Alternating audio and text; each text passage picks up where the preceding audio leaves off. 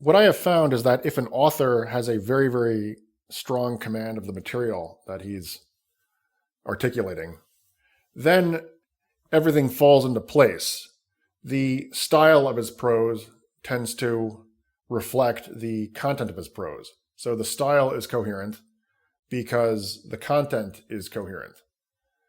And this explains why it is that it is possible to translate prose and even poetry, so long as it's good, from one language to another without there being too much of a loss of quality.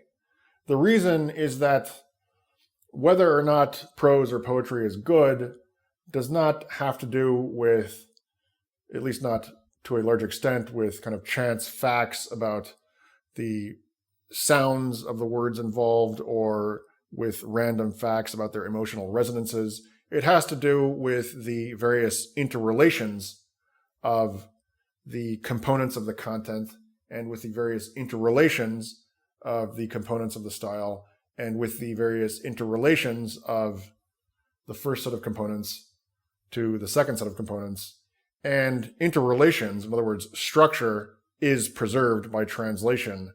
And for that reason, to the very considerable extent that the quality of prose or poetry depends on its structural properties, the quality of such a piece of writing can be preserved by a good translation.